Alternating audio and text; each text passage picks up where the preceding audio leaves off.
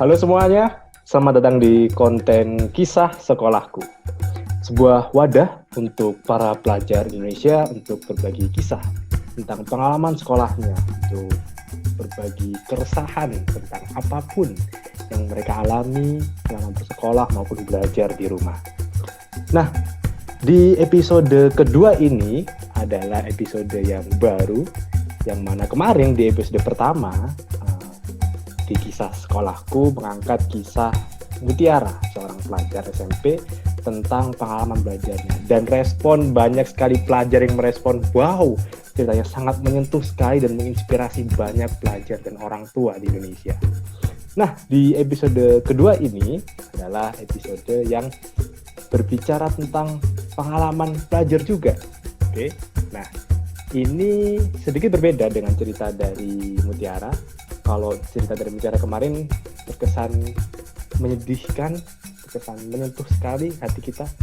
Nah, kalau di cerita ini sangat-sangat unik, gitu. Sangat menarik untuk kita bahas. Nah, oleh karena itu, nggak usah menunggu waktu lama lagi, langsung aja kita panggil sang pelajar tersebut. Oke? Halo? Halo, Oke, halo. Boleh sebutin namanya? Kan nama aku Mursyid. Oke. Dan Asalnya dari sekolah mana? aku siswa SMA di salah satu sekolah di Riau, di Provinsi Riau. Oh wow, Riau ya. Oke. Nah, oke Mursyid, boleh langsung aja ceritain pengalaman atau keresahan belajarmu. Silakan. Assalamualaikum warahmatullahi wabarakatuh. Selamat malam.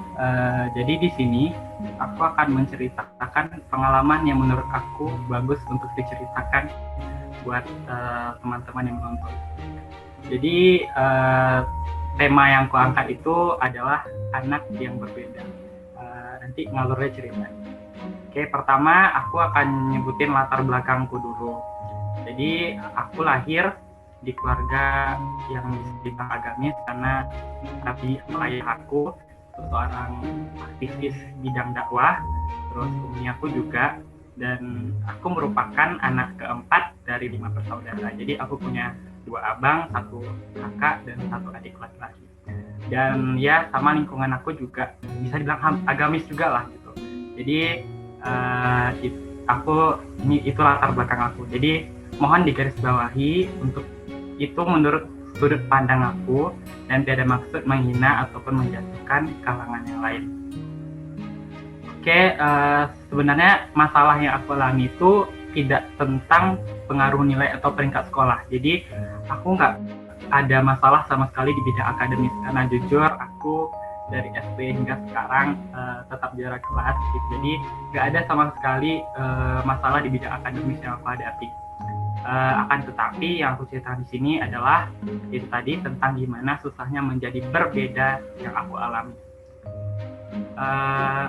Masalah ini nih aku alami, aku rasakan itu biasanya dari awal, dari kecil sih sebenarnya. Cuman yang paling terasa itu ketika aku tamat SMP mau masuk ke SMA gitu. Jadi aku SMP itu di boarding school atau bahasa lainnya pesantren lah, atau sekolah berasrama. Karena di sekolah aku itu ada jam sekolah dan jam asrama. Jadi ada kepala sekolah dan kepala asrama. Jadi dibagi 2 gitu, 50-50. Jadi aku di situ belajar agama, belajar sekolah gitu. Dan jujur aku tertarik di bidang sains gitu kan. SMP biasanya lah gitu kan. Jadi pas SMP itu ya aku ke olimpiade sains gitu. Dan walaupun nggak menang, cuman bisa sampai provinsi juga sih gitu. Dan di sana pun juga belajar tentang agama kayak menghafal Al-Quran, terus ada menghafal hadis gitu. Jadi bisa dibilang aku tuh balance di keduanya. Jadi nggak bisa dibilang aku tuh anak berprestasi lah di situ gitu. Terus setelah kelas 3 itu kan pada tanya-tanya tuh mau masuk SMK mana, mau lanjut kemana. Jadi rata-rata teman aku tuh semuanya pada mau masuk ke MA, Madrasah Aliyah, atau mau masuk pesantren lagi. Sedangkan aku awalnya tuh aku pengen masuk ke boarding school lagi, cuman di beda provinsi. Akan tapi setelah aku ke sana gitu, aku datang ke sana langsung dan melihat ya biaya sekolahnya ternyata umi aku nggak sanggup gitu, abi aku nggak sanggup buat membayarinya gitu. Jadi ya sudahlah, nggak apa-apa di provinsi yang sama aja. Nah jadi ketika milih-milih nih, ada ternyata di SMP aku tuh ada lanjutan ke SMA gitu, baru buka. Jadi aku nggak mau sebenarnya karena aku pengennya tuh kuliahnya tuh di universitas yang terbaik gitu. Waktu itu aku belum tahu universitas yang mana mau kuliah gitu. Aku tuh pengen kuliah, sebenarnya aku nggak mau kuliah ke Mesir, aku nggak mau kuliah ke Sudan, aku nggak mau kuliah ke Timur Tengah karena jurusan aku bukan bidang keagamaan. Dan SMA yang baru buka itu jurusannya ke keagamaan. Jadi kawan-kawan yang dari SMP aku tuh rata-rata banyak masuk ke sana gitu.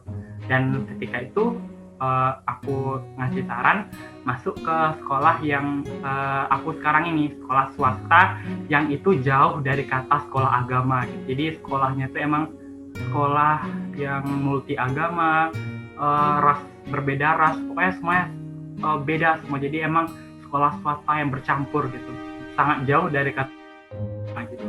Dan ketika aku ngomong itu sekolah aku yang sebut tuh salah satu sekolah yang terkenal di kota aku gitu. Jadi sekolah saya emang terkenal dan jujur udah terkenal sih sampai provinsi juga. Tapi ya itu karena terkenal dengan apanya tadi, nggak jauh dari keagamaannya tadi. Ketika aku ngomong sama teman-teman, sama guru-guru SMP aku tuh, ya mereka pada bilang yakin masuk ke situ gitu. Jadi mereka tuh mempertanyakan diri aku gitu, nanti nggak hilang toh hafalannya di situ, katanya gitu kan. Jadi ya aku dengan bangga aku ngomong gitu, kalau masalah hafalan insya Allah gitu aku bilang kan, aku akan mencoba mempertahankannya. Tapi kalau misalnya dengan menyalahkan sekolah mengubah aku, itu aku kurang terima sebenarnya gitu. Karena menurut aku dimanapun kita berada, kita bisa menjadi apapun gitu. Karena ya aku bisa menjadi diriku sendiri dimanapun aku berada gitu, maupun di berbeda tempat, maupun di tempat yang homogen maupun heterogen. Aku belajar supaya aku bisa bertahan, karena ya manusia pasti akan ada masa-masanya seperti itu gitu. Ya orang lain anggap lalu aja sih, anggap kayak ya masih tetap CMS tetap gitu, karena ya hampir semua kawan aku tuh masuk ke boarding lagi gitu. Jadi hanya aku dan kawan aku sih berdua, cuman karena aku yang mungkin paling merasakan, karena aku bisa dibilang menonjol lah gitu di SMP gitu kan. Jadi aku yang banyak dipertanyakan gitu. Terus jadi di situ baru aku menganggap bahwa aku tuh berbeda gitu. Jadi aku berbeda, jalan pikir aku tuh berbeda. Cuman ya berbedanya masih dalam tingkat ke sekolah itu, pas masih SMP masih itu ya. Terus setelah tamat nih kan, jadi masuk ke SMA.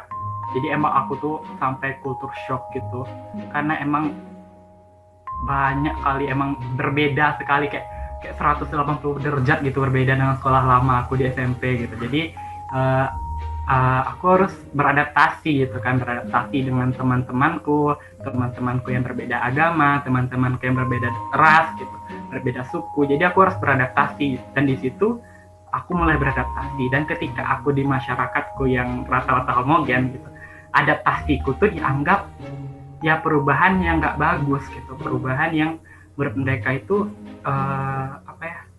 kayak sampai-sampai dibilang gini, baru tamat pesantren kok langsung gini berubah dan lain-lain gitu. Ya mereka tuh melihatnya dari sudut pandang mereka gitu. Jadi kan gini, biasa tuh kan sholat berjamaah tuh kan. Jadi terkadang aku tuh kan pulangnya terkadang jam 6. Bayangin jam 6 sore baru pulang ke rumah, karena aku tuh banyak organisasi yang aku ikuti itu banyak. Jadi aku aktif sih di SMA tuh. Jadi pulangnya jam 6. Jadi terkadang tuh sholat maghrib aku nggak di masjid gitu. Jadi mereka nggak nampak. Biasa kan remaja-remaja masjid itu kan. Jadi aku nggak nampak. Jadi mereka pikir bahwa aku tuh udah berubah, udah nggak mau bergaul dan lain-lain. Padahal karena emang tuh sibuk di sekolah dan pulangnya jam 6 gitu. Nah cuman aku anggap lalu aja sih, terserah. Terus aku udah mulai beradaptasi, aku udah mulai ya sama juga sih di masyarakat juga di keluargaku ini aku dianggap berbeda juga sih. Tapi kan pas masa itu aku dari jam 7 sampai jam 6 aku di sekolah, pas nyampe rumah itu ada tugas-tugas, jadi aku nggak terlalu berasa gitu. Pas berasanya itu pas study from home ini dari 24 jam di rumah, dan bayangin aku belajar emang di rumah, jadi emang karena aku gimana ya, kalau kita udah berbeda tuh kan agak susah buat bergaul kan, apalagi ketika kita dianggap ya remeh juga sih, bisa dibilang remeh aku rasainnya. Jadi ya aku emang di rumah, di kamar aja di rumah, dengan ya sambil ngerjain tugas juga sih, tugasnya emang banyak di sekolah. Jadi itu yang aku rasa, dan di sini permasalahannya tuh aku tuh ya dipaksa buat tidak menjadi diriku. Jadi aku selalu diberikan sampel anak tetangga untuk dijadikan acuan gitu. Jadi ya karena tetangga di sekitaran aku tuh agamis, rata-rata anak itu sekolahnya di boarding lagi gitu, lanjut SMA-nya itu di pesantren lagi. Jadi mereka anak-anak tetangga itu dijadikan acuan ke aku gitu. Padahal rasa aku itu bukan tujuan aku, nggak ke situ gitu. Rasa aku, jalan sukses aku tuh nggak di situ. Tapi ya karena udah dibilang bahwa si A ini bla bla bla, si A ini udah gini-gini, masa ini kamu belum gini-gini gitu. Jadi udah dibanding-bandingkan dari keluarga besar juga, terus dari masyarakat juga, ya menganggap bahwa aku tuh kok dia ini ya lanjutinnya ke pesantren gitu, ya belajar agama lebih, dia ingin kuliahnya di Mesir gitu kan, karena di sekitaran aku tuh ada yang dia kuliahnya mau ke Sudan gitu, ya dulu ke Sudan. Dan aku bilang wah bagus ya, aku bilang, tapi aku nggak merasa bahwa aku tuh pengen juga ke situ, aku nggak iri sebenarnya, karena ya beda jurusan kan, beda yang ku inginkan. Ketika aku SMA ini baru aku tentuin ya aku pengen kuliahnya di sekitaran Jawa gitu, karena menurut aku universitasnya lebih berkelas gitu, lebih ya bisa dibilang bagus lah gitu. Terus ya aku dari perbandingan itu tuh sempat sih pernah down juga, tapi aku memotivasi diriku sendiri itu dengan cara ya aku tuh berbeda dengan yang lain gitu. Aku nggak apa-apa aku berbeda, it's okay aku berbeda gitu. Yang penting aku bisa menemukan jalanku sendiri, karena dari dulu tuh aku nggak mau gitu aku tuh sama dengan orang lain gitu. Aku tuh pengen aku tuh berbeda dan menonjol gitu.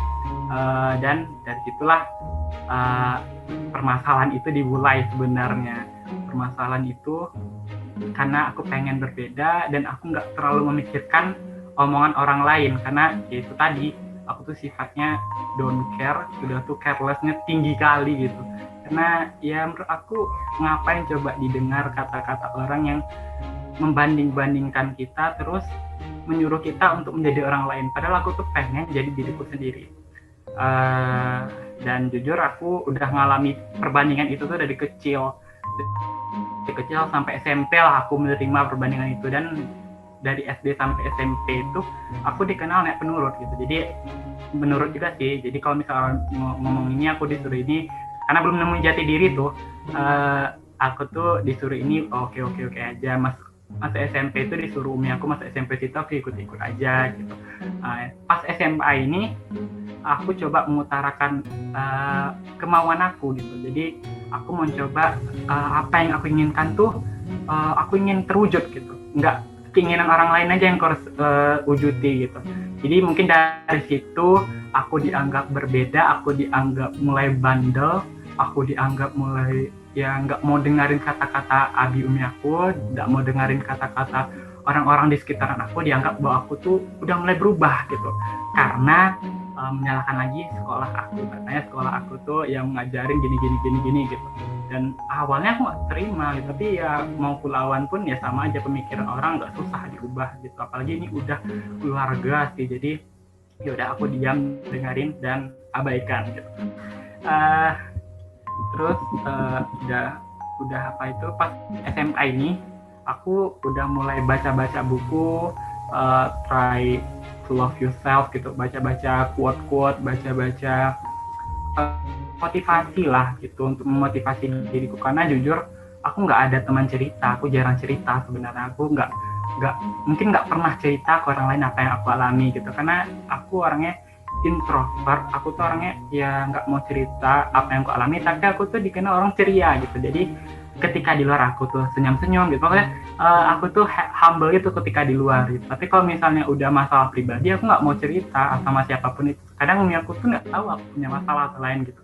Jadi ya emang gitu sih, baru kali ini sih aku cerita secara lengkap gitu. Jadi dari perbandingan itu tadi, aku tuh yang menyebabkan itu tadi, aku simpulkan yang menyebabkan itu ada 3 yang membuat orang tuh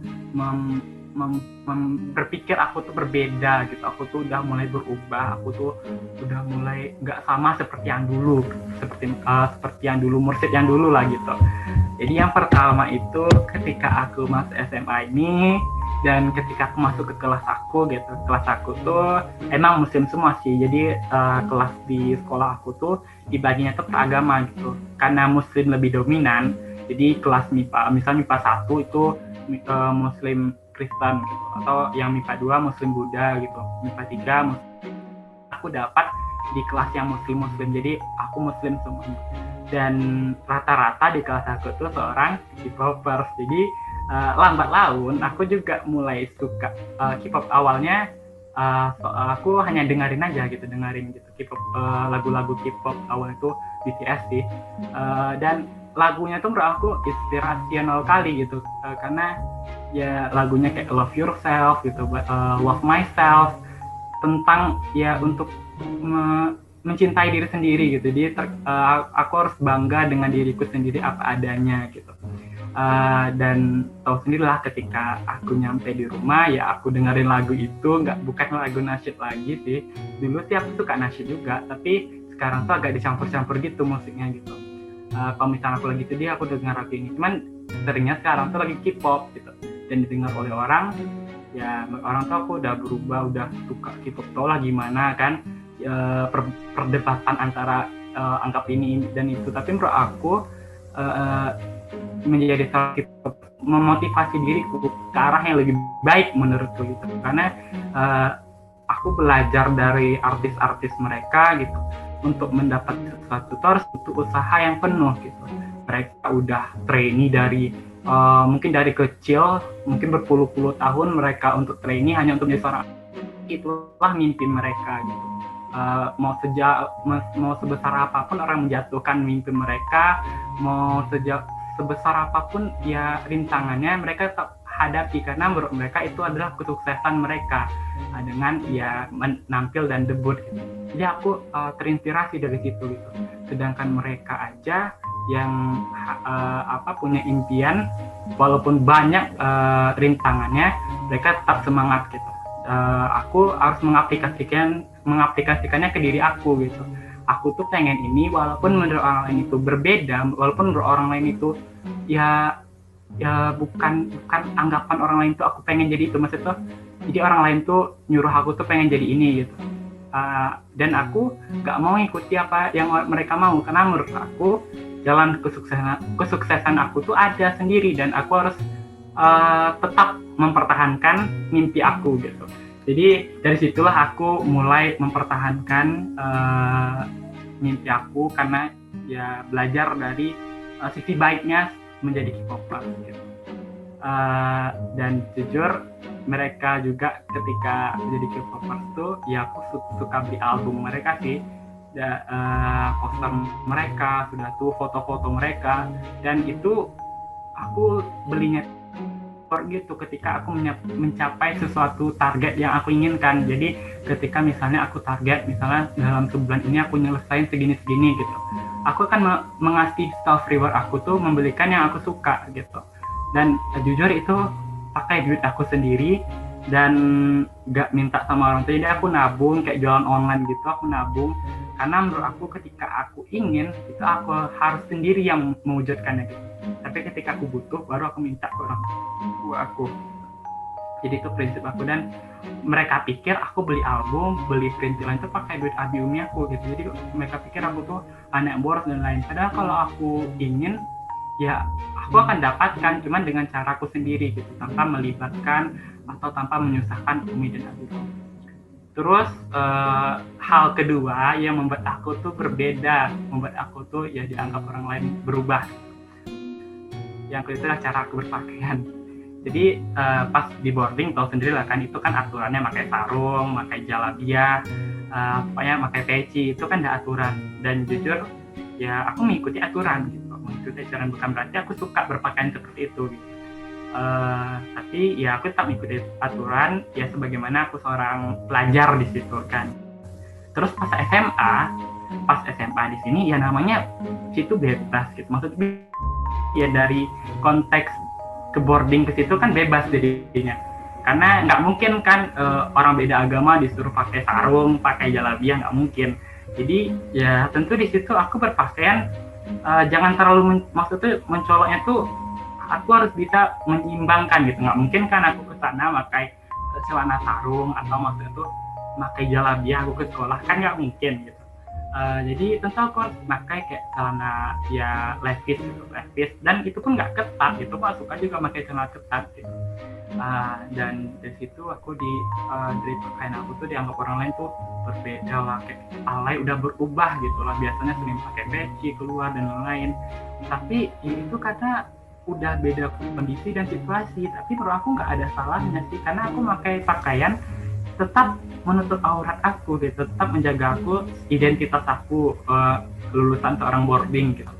Tapi ya nggak mungkin juga aku terlalu over juga kan, karena nanti malah mereka menjauhi gitu, karena ya aku membuat diri aku tuh berbeda sekali dengan teman-teman aku ketika aku pakai itu. Jadi itu. Dan terus yang terakhir, yang ketiga itu dari sudut pandang pemikiran aku tuh berbeda.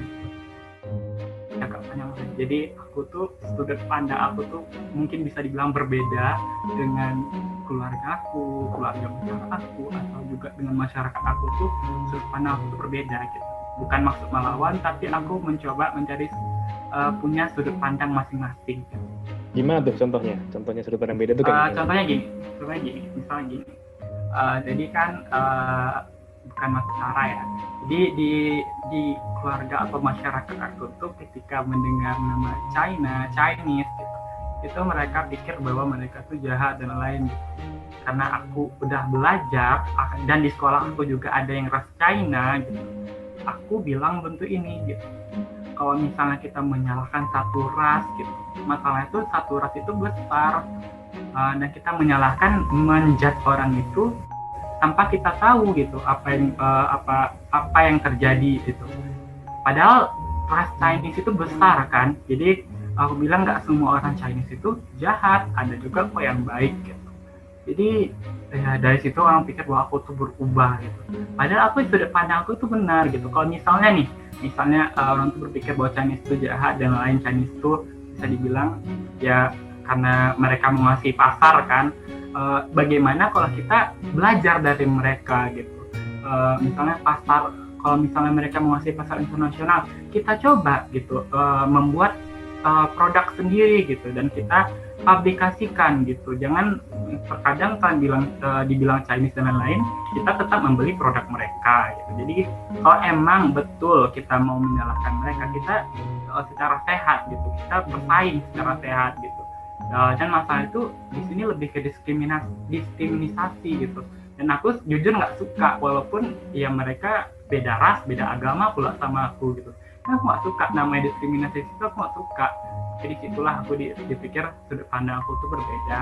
Terus misalnya ketika ya masalah-masalah ya pertentangan gitulah. Jadi kalau aku tuh kalau misalnya masalah-masalah yang ada di politik gitu, kan sekarang nih banyak nih yang menyalahkan tanpa mereka tahu apa yang mereka salahkan gitu. Jadi di keluarga aku tuh aku bilang ini ketika kita menyalahkan, kita harus tahu apa yang kita salahkan gitu. Dan ketika yang salah itu melakukan kebenaran, kita harus akui dia melakukan kebenaran gitu.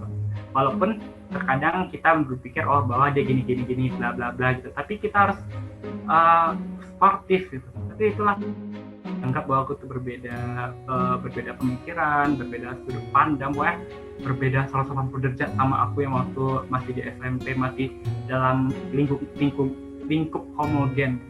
Dan ke SMA aku belajar ya heterogen tadi, aku harus menghargai, karena ya di situ ada banyak pemikiran juga di SMA aku tuh. Jadi ya dari situlah aku belajar dan aku pengen diterapkan juga di rumah gitu. Perbedaan itu masuk aku bukan untuk dijauhi, bukan untuk bukan untuk dibenci ataupun apa, tapi perbedaan itu untuk dipelajari gitu. Karena ya kalau di muslim sendiri masalah itu perbedaan itu Allah sendiri yang ciptakan gitu. Jadi kalau mau marah adanya perbedaan yang marah sendiri sama Allah gitu. Jadi kalau pengen berbeda itu boleh gitu. Jadi menurut aku berbeda itu jalanku gitu.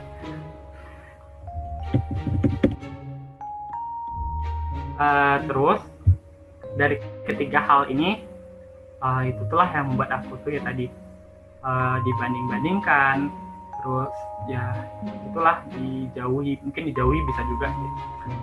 Ya kan, tapi kan aku capek menjadi seperti apa yang mereka mau gitu kan. Pas SD sama SMP tuh aku nurut-nurut aja tuh, dan aku sekarang SMA udah bisa milih jalanku, jadi aku dengarkan, abaikan.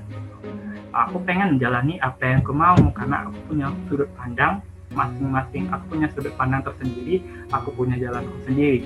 Jadi ya aku mencoba untuk tutupin aku, karena ada sih salah satu guru aku di SMP, dia ngasih kalimat seperti ini, Tuhan menciptakan dua tangan itu bukan untuk menutupi mulut-mulut orang-orang yang menjatuhkanmu, orang-orang yang menghinamu, tapi Tuhan ciptakan dua tangan itu untuk menutupi telingamu. Jadi jangan dengarkan kata-kata orang-orang yang menjatuhkanmu. Dan dari situ aku sih berbuat sangat termotivasi. Dan juga ada dari buku kalau nggak salah judulnya cara menjadi cara seni belajar bodo amat, kayaknya bodo amat lah intinya. Jadi di situ diceritakan bahwa terkadang bodo amat itu bukan berarti kita careless, kita nggak peduli, tapi kita meminimalisir kepedulian kita itu untuk hal-hal yang lebih penting gitu. Jadi terkadang kan kalau kita misalnya langsung bijak, langsung kita down, jadi kita memperdulikan apa yang orang lain omongkan gitu. Yang rasa aku sih, menurut aku yang orang lain omongkan itu nggak penting untuk dipedulikan gitu. Jadi aku belajar dari situ, aku mulai memilah-milih apa yang harus benar-benar kepedulikan. Ya dari belajar dari buku-buku sudah tuh dengar, aku sih suka dengar Mbak Najwa Shihab, karena menurut aku itu bagus sih untuk didengar, karena banyak pelajaran-pelajaran yang beliau utarakan gitu. Terus ya dari aku sharing dengan guru-guru aku, jadi aku tuh suka teman sama guru SMP aku, jadi aku udah anggap kayak guru SMP itu teman gitu. Jadi aku lebih suka guru tuh yang bisa jadi teman, bisa jadi sahabat, dan bisa jadi guru gitu. Jadi ada salah satu guru SMP aku, jadi aku sering cerita sama beliau gitu, dan enak sharing sama beliau gitu. Satu ini si gurunya, dan permasalahan terbesar itu saat di sini tuh ketika aku tahu tuh ketika kita mempertahankan yang kita inginkan, yang dianggap sebagai anak durhaka gitu. Jadi terkadang kita tuh ya kita udah kita mulai mempertahankan apa yang kita inginkan, tapi ya dari orang tua, dari keluarga, dari apa dianggap itu kan anak durhaka atau anak bandel dan lain sebagainya, membuat beberapa orang takut untuk mengekspresikannya. Jadi untuk aku nggak takut juga sih, jadi nggak terlalu peduliin orang ngomong apa. Jadi karena menurut aku itu jalan aku, dan mereka harus menghargai apa yang aku mau.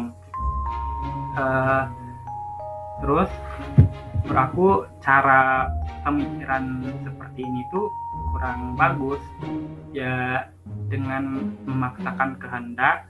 Seperti ya tadi kan ada banyak tuh, misalnya seekor monyet itu bidangnya itu dalam memanjat, dan seekor ikan bidangnya dalam berenang. Ketika mereka disuruh tukar, mereka nggak bakal bisa gitu. Dan aku gitu juga, teman-temanku yang lain mungkin bidangnya di sini, dan bidang aku di sini, bidangku beda sendiri gitu.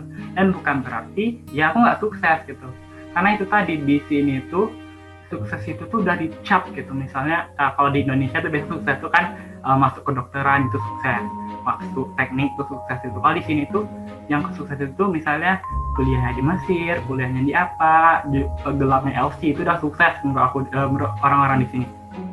Dan menurut aku nggak mau seperti itu. Aku pengennya tuh bergerak. Aku jujur aku tuh pengen masuk kedokteran gitu. Aku tuh ingin jadi dokter. Jadi dengan dokter tuh aku ya tetap bergerak di bidang sosial, cuman ya aku lebih ke act gitu, bukan hanya sekadar omongan gitu. Biasanya kan kalau jadi ustadz atau jadi pembicara kan omongan mungkin bisa memotivasi, tapi aku tuh pengen ada actionnya gitu, kayak kedokteran jadi ada manfaatnya gitu buat orang lain gitu. Dan masih aku banyak sih impian-impian aku tuh ketika jadi dokter gini. Walaupun itu hanya sekadar impian, tapi menurut aku dari impian itu aku bisa ya menata masa depanku gitu, walaupun nggak tercapai minimalnya 70 atau 50% tercapai ke mimpi aku. Jadi aku tetapin mimpi aku tuh emang kalau bisa setinggi-tingginya, sehingga aku tuh tetap semangat gitu. Jadi ada satu kisah sih, waktu itu pernah aku sekali down banget waktu itu. Jadi aku pernah cerita gini kan, waktu kelas 11 kan aku sekarang kelas 11 nih. Jadi aku udah mulai mikir mau masuk kuliah kemana. Jadi SMA aku sekarang tuh itu biasanya tuh setiap tahun itu di UI ada diterima minimal 2 atau 3 orang, di UGM atau ada 9 orang gitu. Jadi emang terkenal gitu di Riau tuh emang terkenal karena banyak anak-anaknya yang sukses gitu di Jawa, di Sumatera juga. Jadi aku masuk ke situ tuh aku pengen aku tuh juga sukses sama seperti mereka. Walaupun aku masuk ke situ, jujur aku tuh masuk lewat jalur beasiswa karena di situ tuh bisa dibilang sekolah elit sih, dan aku masuk lewat jalur beasiswa. Jadi ya ekonomi aku cukup aja gitu. Cuman kalau masuk ke kedokteran kan kedokteran mahal tuh. Tapi aku yakin aku pasti bisa gitu, karena dari yang aku baca-baca juga banyak juga sih yang dokter-dokter itu yang dia itu hanya dari sekadar mimpi doang. Kayak aku suka nonton Dr. Richard Lee itu yang dia dokter kulit itu kan dia malahan dulu lebih miskin bisa dibilang daripada aku gitu, dan dia bisa masuk ke kedokteran gitu dengan tekad dan mimpinya gitu. Jadi aku termotivasi juga dari situ. Terus aku cerita gini kan ke waktu itu ada om sama tante aku gitu, jadi kami ngumpul-ngumpul lah gitu di rumah nenek. Jadi aku cerita bahwa aku pengen kuliah di FKKMK UGM gitu kan. Dan belum aku jelasin udah langsung ada salah satu adik aku ngomong, jangan mimpi itu dah. Ya Allah, kok seperti itu ya? Karena Ante itu kan bisa dibilang ibu kedua aku lah gitu kan, karena emang mereka saudaraan dengan ibu aku gitu. Jadi bisa dibilang aku tuh anaknya juga gitu. Jadi minimal tuh kalau bukan bantuan finansial aku pengen, jadi lebih ke bantuan spiritual gitu. Oh semangat ya gitu, tetap semangat lah gitu kan, biasa kan gitu kan. Tapi karena dibilang jangan mimpi itu aku pernah, ya Allah, sempat down. Jadi ya aku pikir-pikir lagi, kalau aku down sih untuk apa coba. Jadi mereka itu saranin aku masuk di salah satu universitas di Riau aja gitu, jangan keluar-keluar lah, nanti cukup duit abimnya katanya gitu. Jadi aku langsung bilang mutu ini, kalau masalah finansial itu ini insya Allah pasti ada jalannya, aku bilang kan Kak. Jadi kalau misalnya kita ingin pasti ada jalan belum itu. Dan aku pun milih UGM itu aku udah mikir-mikir. Pertama dari nilai, aku udah membanding-bandingkan nilai aku dengan orang-orang yang masuk UGM gitu. Dan alhamdulillah aku yakin aku pasti bisa gitu, minimal tuh lulus SBM atau lulus SN gitu, karena biasanya tuh ada diterima sih 2 orang SN di UGM, dan aku rasa aku pasti bisa gitu, karena menurut aku nilai aku ya bisa dibilang hampir sama dengan lulus SN yang tahun-tahun lalu gitu. Jadi dari nilai tersebut tuh, dari biaya hidup di sana aku udah mulai kalkulasi sih di situ. Kalau dari dia ke Jogja kan lumayan jauh tuh kan, jadi aku udah mulai kalkulasi, oh mungkin aku pulangnya sekali setahun atau sekali 3 tahun gitu. Terserah sih pulangnya kapan gitu. Kalau aku sih nggak terlalu masalah pulangnya kapan, karena aku dulu pernah boarding kan, jadi nggak juga udah pernah tinggal tanpa orang tua gitu. Terus karena biaya hidup di Jogja murah gitu, aku udah dengar sih dari ya orang-orang yang pernah kuliah di Jogja gitu kan, emang biaya hidupnya murah gitu. Dan aku rasa ya aku pengen di sana gitu. Awalnya tuh aku pengen masuk UI, cuman karena UI di Jakarta, di Depok gitu kan, rasa aku sih biaya hidupnya lebih tinggi daripada di Jogja. Jadi ya nggak apa-apa lah aku pilih di UGM gitu. UGM pun masih bagus kan. Jadi ya udah aku pikirkan matang-matang, malah udah sempat aku beli. Padahal kelas 11 baru tuh udah aku beli buku UGM gitu, ujian masuk UGM gitu. Karena aku tuh emang pengen dan berambisi untuk masuk ke sana gitu. Apalagi karena aku sering nonton drakor tentang kedokteran tuh, aku pengen kali gitu. Sampai gimana ya? Aku nggak tahu lah. Tapi karena ya dari keluarga gue sendiri ngomong itu, ya agak down sih. Tapi ya sudahlah, aku ceritakan sama guru aku itu, jadi dia tetap memotivasi aku gitu. Dan aku cerita maksudnya nggak nangis gitu, tapi jadi kayak melawak gitu. Jadi aku cerita tuh ya kayak gini aja gitu, nggak pernah nangis. Karena menurut aku kalau aku tangisi sih, masalah itu pasti akan datang ketika. Jadi masalah itu menurut aku untuk dipecahkan, bukan untuk ditangisi. Jadi dari situlah aku bisa dibilang kalau menghadapi masalah sih aku biasanya nggak pernah nangis, nggak pernah ya sampai sedih-sedih itu enggak. Karena ya itulah aku belajar dari tata cara penelitian itu kan. Pertama itu adalah menemukan masalah gitu. Jadi masalah itu bukan untuk ditangisi, bukan diapakan, tapi untuk ditemukan dan dipecahkan. Karena ketika kita memecahkan masalah, kita dapat rumusnya gitu, kita dapat kebahagiaan, kita dapat kesuksesan. Jadi situ aku menghadapi masalah yang bisa aku hadapi, dan kayak gini lah aku cerita. Nggak pernah nangis, nggak pernah apa, tapi lebih ke sharing, lebih ke ya terkadang aku sambil mengatakan kata-kata motivasi gitu. Jadi di sekolah atau di apa itu, aku tuh bisa dibilang tempat cerita orang gitu. Jadi aku jarang cerita ke orang, tapi orang sering cerita ke aku. Jadi banyak sih orang tuh cerita ke aku, karena ya aku orangnya nggak ember juga sih, nggak cerita-ceritain masalah orang. Jadi mereka cerita, dan ya rata-rata sih masalah sama juga seperti aku gitu. Yang dibanding-bandingkan inilah, yang dibilang inilah, ya yang dipaksa inilah gitu. Jadi dari situ sih aku mulai memberanikan diri aku untuk menceritakan masalahku di sini gitu, biar orang lain mungkin dari aku dalam menyikapi masalah yang aku hadapi gitu. Itu aja sih Kak. Oke. Udah sih. Oke. Wow. Berwarna juga ceritamu ya.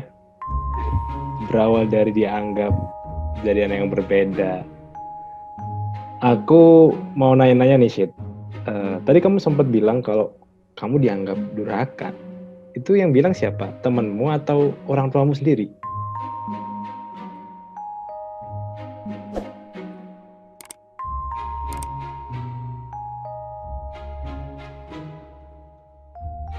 Pelajar, mana ada duit? Kok bisa beli album K-pop banyak gitu? Ada nggak yang ngira bahwa kamu tuh hasil dari ngepet?